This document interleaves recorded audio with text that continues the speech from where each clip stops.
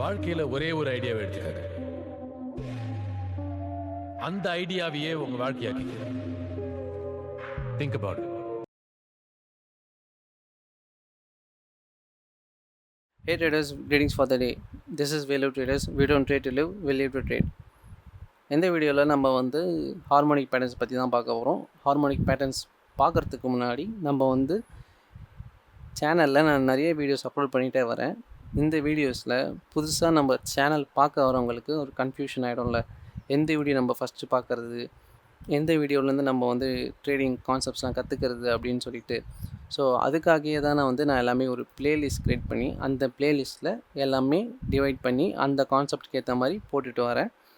So starting வரவங்க basics concepts of trading இந்த playlist முடிச்சுட்டு அதுக்கப்புறமா ட்ரேடிங் டெக்னிக் அண்ட் அனாலிசிஸ் இந்த பிளேலிஸ்ட்டை முடிச்சுட்டு அகெயின் லாஸ்ட்டாக அட்வான்ஸ் பேட்டர்ன்ஸை பற்றி பாருங்கள். ஸோ அட்வான்ஸ் பேட்டர்ன்ஸில் ப்ரீவியஸ் வீடியோவில் நான் ஹார்மோனிக் பேட்டர்ன்ஸ் பற்றி இன்ட்ரடக்ஷன் கொடுத்துருப்பேன். ஹார்மோனிக் பேட்டர்ன்ஸோட ஹிஸ்ட்ரி பற்றி சொல்லியிருப்பேன்.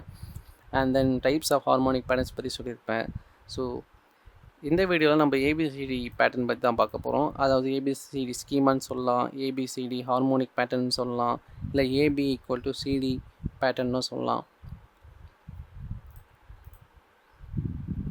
இந்த வீடியோவில் ஏபிசிடி பேட்டர்ன் எப்படி ஃபார்ம் ஆகுது, அந்த ஃபார்மேஷன் எப்படி நடக்கும், நம்ம எங்கே ட்ரேட் எடுக்கலாம், எங்கே ஸ்டாப் லாஸ் ஃபிக்ஸ் பண்ணலாம், எங்கே டார்கெட் ஃபிக்ஸ் பண்ணலாம், ஸோ அந்த பேட்டர்னுக்கு ஏற்ற மாதிரி தான் மார்க்கெட் மூவ் ஆகுமா ஆகாதா அப்படின்றத பற்றி தான் பார்க்க போகிறோம்.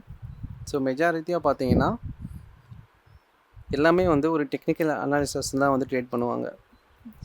ஸோ எதர் ஒரு பேட்டர்ன் இல்லை ஒரு பீரிஷ் என்கல்ஃபிங், புல்லிஷ் என்கல்ஃபிங். நான் சொல்கிற இந்த பீரிஷ் என்கல்ஃபிங், புல்லிஷ் என்கல்ஃபிங்லாம் ஒன் டே கேண்டலில் பார்த்து ட்ரேட் பண்ணுவாங்க. இந்த பேட்டர்ன்ஸ்லாம் சிமிலர் கொஞ்சம் டைம் ஃப்ரேம்ஸ் கீழே ஒரு 4 hours 1 hour டைம் ஃப்ரேமில் வச்சு அந்த பேட்டர்ன்ஸ் ஃபார்ம் ஆகுதா இல்லையா அப்படின்ற பார்த்துட்டு நிறைய பேர் ட்ரேட் பண்ணுவாங்க. பிகாஸ் ட்ரேடிங்கை பொறுத்த வரைக்கும் டெக்னிக்கல் அனாலிசிஸ் தான் ஃபஸ்ட் திங். ஸோ அது இருந்தால் தான் நம்மளால் ஒரு டார்கெட் ஃபிக்ஸ் பண்ண முடியும், ஒரு ஸ்டாப் லாஸ் ஃபிக்ஸ் பண்ண முடியும், ட்ரேடிங்கை அண்டர்ஸ்டாண்ட் பண்ணிக்க முடியும். ஸோ ஏபிசிடி பேட்டர்ன் இது one of the type of harmonic pattern. இது நான் ஏன் ஏபி ஈக்குவல் டு சிடி அப்படின்னு சொல்கிறேன். ஏன்னா ஏபியோட லென்த் பார்த்தீங்கன்னா ஏபி இந்த லென்த் பார்த்தீங்கன்னா சிஎன்டி அதுக்கு ஈக்குவலாக இருக்கணும். ஸோ இது ரெண்டும் இம்பல்சிவ் வேவ்னு சொல்லுவாங்க. ஸோ இம்பல்சிவ் வேவ், கரெக்டிவ் வேவ்னா ஒரு அப் ட்ரெண்ட். இப்போ நம்ம பீரிஷ் ஏபிசிடி பேட்டர்ன் பற்றி தான் பார்க்க போகிறோம். ஸோ அதனால்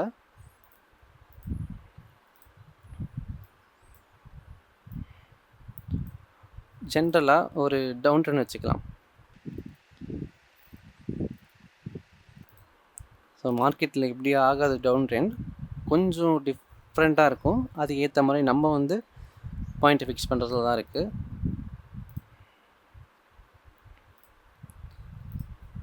ஸோ இதுதான் டவுன் ட்ரெண்ட். ஸோ இந்த டவுன் ட்ரெண்டில் கீழே வர வேவ்லாம் பார்த்தீங்கன்னா இம்பல்சிவ் வேவ் அப்படின்னு சொல்லுவாங்க. ஸோ நான் கீழே வர வேவ்லாம் எல்லோ கலரில் மார்க் பண்ணிடுறேன். அப்போ தான் ஒரு அண்டர்ஸ்டாண்டாக இருக்கும் நான் என்ன வேவ் பற்றி சொல்ல வரேன் அப்படின்னு சொல்லிட்டு. ஸோ இந்த கீழே வர வேவ்லாம் பார்த்தீங்கன்னா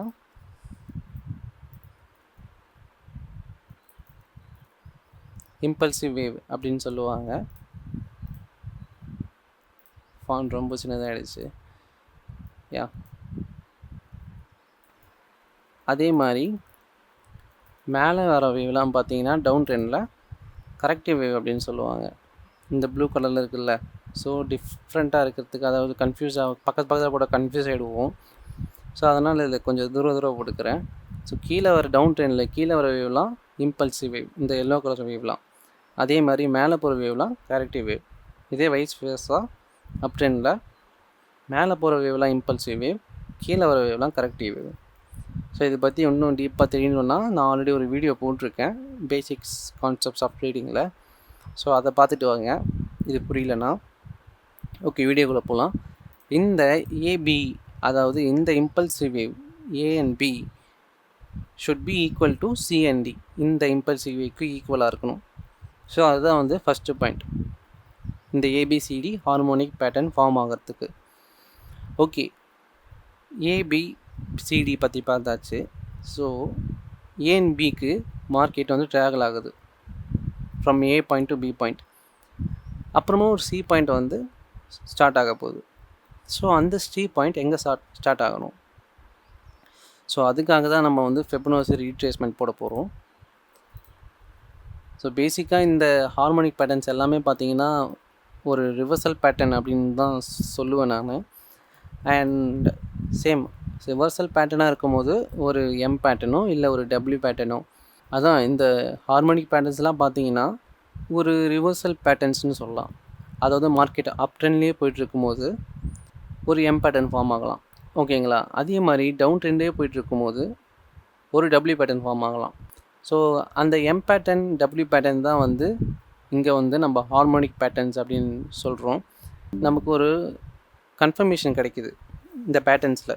ஃபெபனோசி ரீட்ரேஸ்மெண்ட் டூல் போடுறதால நமக்கு ஒரு கன்ஃபர்மேஷன் கிடைக்கிறதால இங்கே ஹார்மோனிக் பேட்டர்ன்ஸ் வந்து மெஜாரிட்டியாக யூஸ் பண்ணுறாங்க எல்லோரும். அதுதான் நான் லாஸ்ட்டாக என்ன சொல்லிட்டு இருந்தேன்னா ஏபி ஈக்குவல் டு சிடி. ஏலேருந்து மார்க்கெட் கீழே போயாச்சு. ஸோ கீழே போகும்போது மார்க்கெட் வந்து பி பாயிண்ட்டுக்கு வந்துடுச்சு.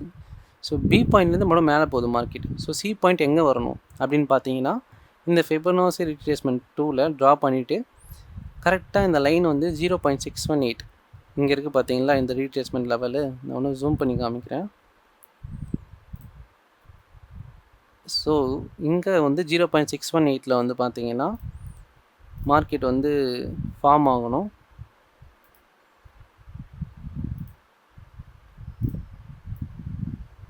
சி பாயிண்ட் ஃபார்ம் ஆகணும்.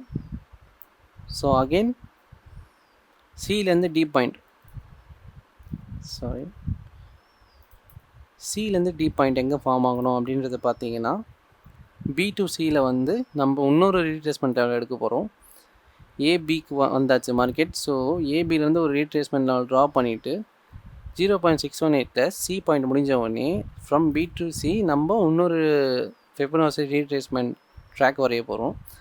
ஸோ அங்கே வந்து பார்த்தீங்கன்னா இந்த மார்க்கெட் வந்து கரெக்டாக 1.272, அதாவது 1.27% சொல்லலாம், இல்லை 1.272 டெசிமல் பாயிண்ட்லேயே சொல்லலாம்.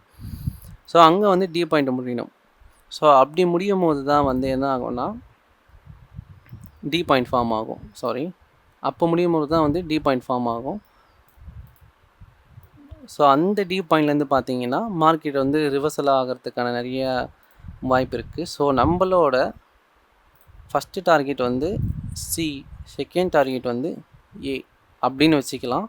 அதே மாதிரி ஸ்டாப் லாஸ் வந்து ஒரு டி பாயிண்ட்டுக்கு கொஞ்சம் கீழே வச்சுக்கலாம், இல்லை டி பாயிண்ட்டே கூட வச்சுக்கலாம். அது மார்க்கெட்டோட ஸ்ட்ரக்சரை பொறுத்து, ஓகேங்களா.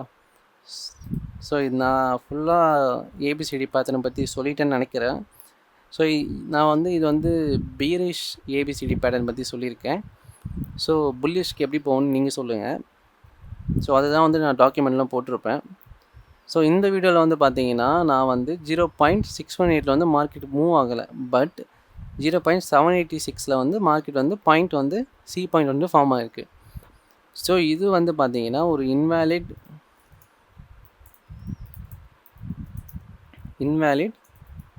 ABCD pattern. பிகாஸ் ஆன்சர் உங்களுக்கே தெரியும், C point should be placed on the Feb retracement level 0.618, right? So இதுதான் வந்து இந்த ஏபிசிடி பேட்டர்னுக்கான ஒரு பிக்கஸ்ட்டு ஐடென்டிஃபிகேஷன் சொல்லலாம், இந்த லெவல் தான். ஸோ சொல்லியாச்சு, ஏபி ஃபார்ம் ஆயிடுச்சு, சி 0.618 ஃபார்ம் ஆகணும். அண்ட் அகெயின் டி வந்து பார்த்தீங்கன்னா இன்னொரு Fibonacci retracement B to C draw பண்ணிவிட்டு 1.27 டி பாயிண்ட் முடியணும். அந்த டி பாயிண்ட்டை ஸ்டாப் லாஸை வச்சு நம்ம வந்து ட்ரேட் எடுக்கலாம். ஸோ இங்கே வந்து நான் ஏபிசிடி பேட்டர்னு சொல்லியிருப்பேன், ஏபி ஈக்குவல் டு சிடி பேட்டர்னு சொல்லியிருக்கேன், ஏபிசிடி ஹார்மோனிக் பேட்டர்னும் சொல்லியிருக்கேன். ஸோ இது ஏன்னு உங்களுக்கு இப்போ புரிஞ்சிருக்கும்னு நான் நம்புகிறேன். ஸோ அதே தான், இப்போது நம்ம அந்த டி பாயிண்ட் கிட்டே வந்தாச்சு. இந்த டி பாயிண்ட் கிட்ட நம்ம ட்ரேட் எடுக்கலாம். கரெக்டாக நீங்கள் வந்து எதர் சி பாயிண்ட்லேருந்து எடுக்கலாம், இல்லை டி பாயிண்ட்லேருந்து எடுக்கலாம். மார்க்கெட் ரிவர்சல் ஆகும் அப்படின்னு சொல்லிட்டு C point to D point ஒரு டார்கெட் ஃபிக்ஸ் பண்ணலாம். சப்போஸ் சி பாயிண்ட் வந்து 0.618 ப்ளேஸ் ஆச்சுன்னா, அண்ட் அகைன் டி பாயிண்டில் ரிவர்சல் பேட்டர்ன் படி நீங்கள் வந்து அந்த ஸ்டாப் லாஸ் வச்சு ட்ரேட் எடுக்கலாம். இப்போ அந்த டி பாயிண்ட் வந்து எப்படி வந்து மார்க்கெட்டில் வந்து ஃபார்ம் ஆகும் அப்படின்னு நமக்கு தெரியணும்ல. சிம்பிள். இது எப்போவுமே ஒரு வந்து இந்த பேட்டர்ன்ஸ் வந்து இந்த பேட்டர்ன், இந்த ஸ்பெசிஃபிக் பேட்டர்ன் ஏபிசிடி பேட்டர்ன், இந்த பேட்டர்ன் ஒரு டவுன் ட்ரெண்ட் வந்து எண்ட் ஆகிறதுக்கான ஒரு சைன்னு சொல்லலாம். ஓகேங்களா? ஏன்னா அப்போ தானே மார்க்கெட் ரிவர்சல் ஆக போகுது. ரிவர்சல்லாம் எதுவும் இல்லைங்க. ஒரு டவுன் ட்ரெண்ட் வந்து ஒரு அப் ட்ரெண்ட் ஆக போகுது, இல்லை ஒரு அப் ட்ரெண்ட் வந்து ஒரு டவுன் ட்ரெண்ட் ஆக போகுது. அதுதான் வந்து ரிவர்சல் அப்படின்னு சொல்லுவாங்க. அதான் மார்க்கெட் வந்து ரிவர்ஸ் ஆகிடுச்சு. ஓகேங்களா? ஸோ இந்த டி பாயிண்ட் வந்து மார்க்கெட்டில் ஒரு டவுன் ட்ரெண்ட் முடியும் போது ஃபார்ம் ஆகலாம், இல்லை ஒரு அப் ட்ரெண்ட் முடியும் போது ஃபார்ம் ஆகலாம். நான் சொல்கிறது வந்து ஒரு ஜென்ரலாக இது வந்து நடக்குமா நடக்காதான்றது பாசிபிலிட்டிஸ் வந்து மார்க்கெட் ஸ்ட்ரக்சரை பொறுத்து தான். ஓகேங்களா? அண்ட் அந்த லெவல்ஸ் வந்து இப்போ சப்போஸ் டி பாயிண்ட் வந்து முடிய போகுது. இப்போ மேஜராக டி பாயிண்ட் வந்து சப்போர்ட் அண்ட் ரெசிஸ்டன்ஸ் அந்த மாதிரி ஒரு இடத்துல முடியலாம், அப்படின்னா ஒரு சப்ளை அண்ட் டிமாண்டில் முடியலாம். ஸோ அந்த கீ லெவலில் மார்க்கெட் ரிவர்சல் ஆகிறதுக்கான சான்சஸ் அதிகமாக இருக்குது. ஸோ ஹியர் அந்த டி பாயிண்ட் வந்து ஃபார்ம் ஆகுறது பார்த்திங்கன்னா ஒரு புல்லிஷ் கேண்டில் ஃபார்ம் ஆகணும். இப்போ ஒரு டவுன் ட்ரெண்ட் போயிட்டுருக்கு, டவுன் ட்ரெண்ட் முடியும் போது அந்த டி பாயிண்டில் இந்த மாதிரி ஒரு புல்லிஷ் கேண்டில் ஃபார்ம் ஆச்சுன்னா மார்க்கெட் மேலே போகலாம். பின் பார் பேட்டர்ன் அப்படின்னு சொல்லுவாங்க, நீங்கள் கேள்விப்பட்டிருப்பீங்க. அப்படின்லாம் இப்போ தெரிஞ்சுக்கிங்க. ஸோ இந்த பீரிஷ் பேட்டர்ன் இது வந்து மேலே அப் ட்ரெண்ட் போகும்போது இந்த பீரிஷ் பேட்டர்ன் ஃபார்ம் ஆச்சுன்னா மார்க்கெட் கீழே போகும். ஸோ ஹியர் சேம் அதே புல்லிஷ் பேட்டர்ன் மார்க்கெட் வந்து டவுன் ட்ரெண்ட் முடியும் போது இந்த பேட்டர்ன் வந்து டி பாயிண்டில் ஃபார்ம் ஆகலாம். ஸோ இதெல்லாம் வந்து ஒரு கீ ஐடென்டிஃபிகேஷன் மாதிரி இந்த ஏபிசிடி பேட்டர்னுக்கு. ஓகேங்களா? ஸோ ஏபிசிடி பேட்டர்ன் பற்றி நான் ஃபுல்லாக தெளிவாக சொல்லிட்டேன்னு நினைக்கிறேன். அடுத்த பேட்டர்ன் பற்றி அடுத்த வீடியோவில் பார்க்கலாம். And that's it. We are in the end of this video. Hope you guys understand this video. Please do comment if you have any doubt, and please do support my channel. Thank you guys. Have a nice day. Bye. See you on the next video.